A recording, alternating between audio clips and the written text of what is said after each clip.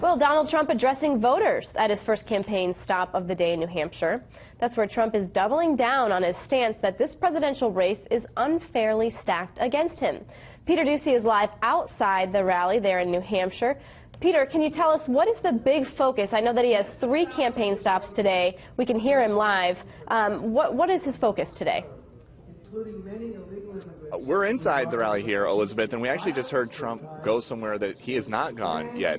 Obviously, a big issue in New Hampshire is opioid abuse, and he's talked a little bit about that. But he just said that he thinks ahead of the next debate, Hillary Clinton is behind closed doors somewhere getting pumped up with something, and he said that he proposes before their next debate on Wednesday, they should both take a drug test. He said that he's willing. He wants to see if she is off somewhere getting some kind of something pumped into her so that she is ready for him. That is something new that we have not heard. He has also, though, been going over some of the more familiar lines about Hillary Clinton. He said that right now he thinks she should be in jail, and when he said that, which goes a little bit further than him saying at the last debate, if he was president, he would put her in jail. When he said that she belongs in jail right now, the crowd whipped into a frenzy, chanting, "Lock her up," which is something that we hear a lot at Trump rallies. He's also spending a lot of time now explaining what's in the Clinton campaign emails that were just released by WikiLeaks, because he doesn't think those have been getting enough coverage. So he said Clinton is the most corrupt person, he thinks, to ever run for this office. He said these emails reveal that she ripped off the people of Haiti, and he thinks that they show that the Clinton team has disdain for Catholics and evangelicals, while also coordinating with the press to make it easy for her and harder for the competition.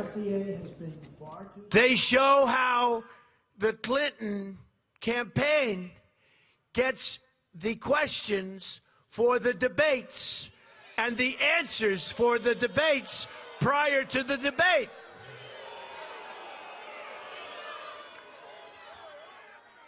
And we still beat her easily in that debate.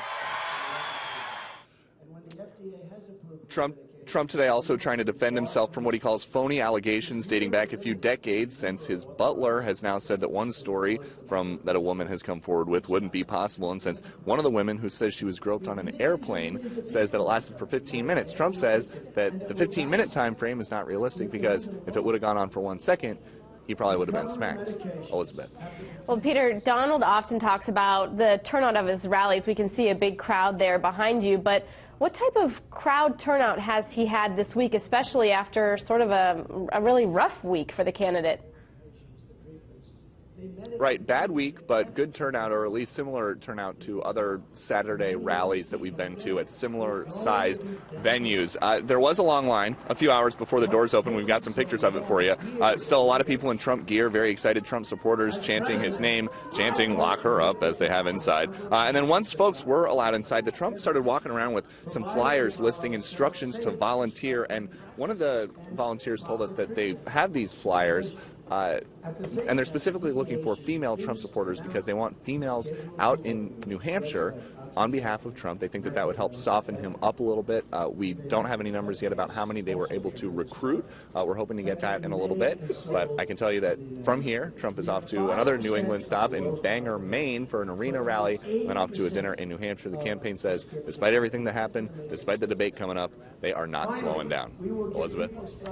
All right, Peter Doocy reporting live. Never a dull moment for you on the trail there. Peter, thank you so much.